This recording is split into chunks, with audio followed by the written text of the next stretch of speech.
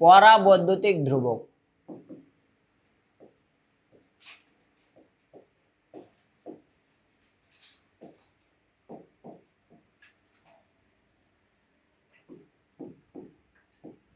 Dielectric constant, dielectric constant কি এটা?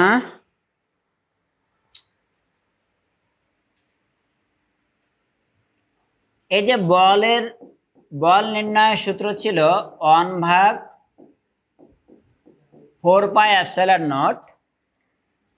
একটি চার্জ যদি হয় কিউ আর আরেকটি চার্জ যদি হয় কিউ নট আর মধ্যবর্তী দূরত্বের স্কয়ার, অথবা ইজ ইকুয়াল টু 1/4πε0 ক্ষেত্র সৃষ্টিকারী সেই চার্জটি কিউ আর যে দূরত্বে নির্ণয় করব সে দূরত্ব আর হলে আর স্কয়ার।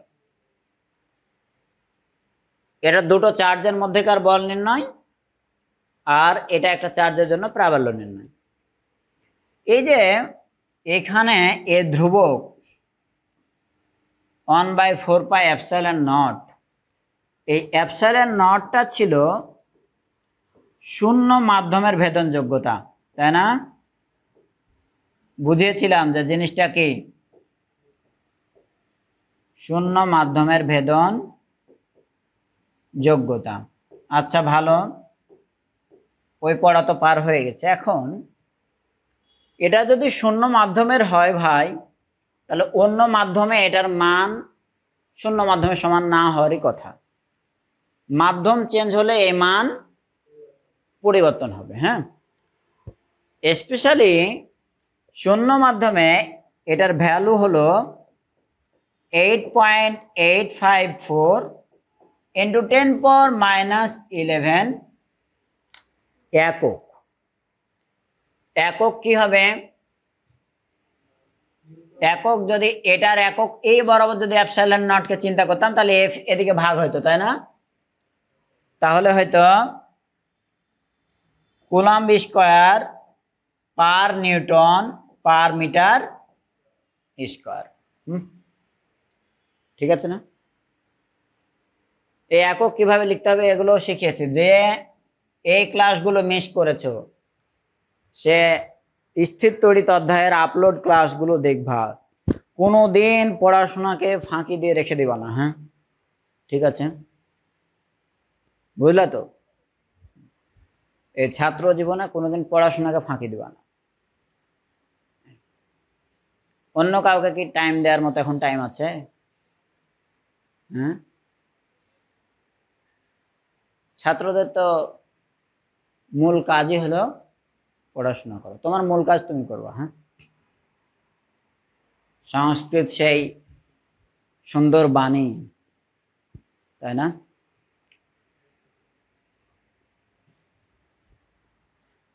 ছাত্রদের তপস্যায় হচ্ছে অধ্যবসায়। এক একজনের তপস্যা এক এক রকম।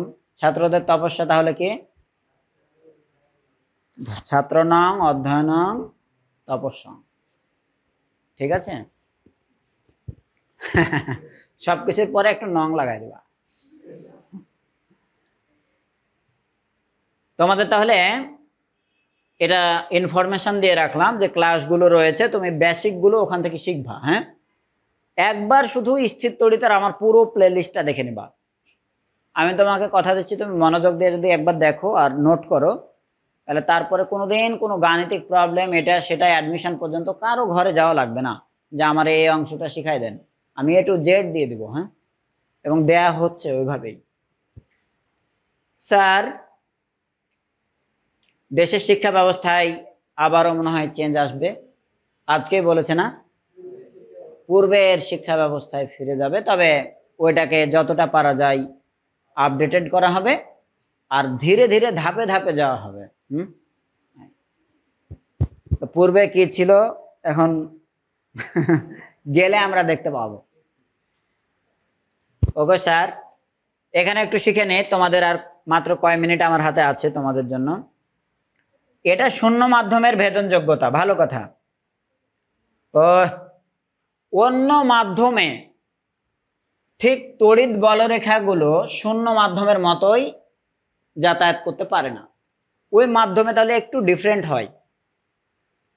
যদি এইরকম হয় যে শূন্য মাধ্যমের তড়িৎ ভেদন যোগ্যতা এপসাইলন নট হয়, অন্য মাধ্যমের মানটা ভিন্ন, সেটাকে ধরো পানি মাধ্যম বিবেচনা করলাম, এটা শূন্য মাধ্যমের ভেদন যোগ্যতা, এটা তাহলে কোন মাধ্যমের?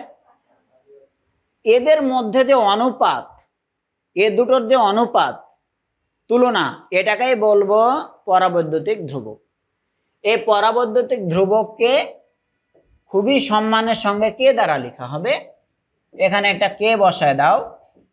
এবার সংজ্ঞায়নটা করো।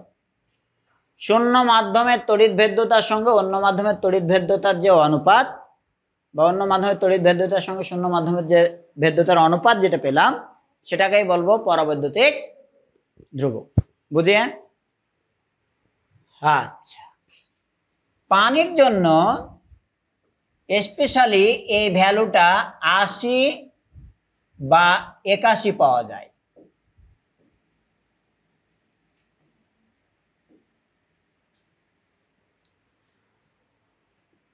এর মিনিংটা কি রে ভাই? তার মানে শূন্য মাধ্যমের যদি ভেদন যোগ্যতা এটা হয়, পানি মাধ্যমের যে মানটা সেটা হবে এটার 80 গুণ, এটার 80 গুণ। বুঝছো?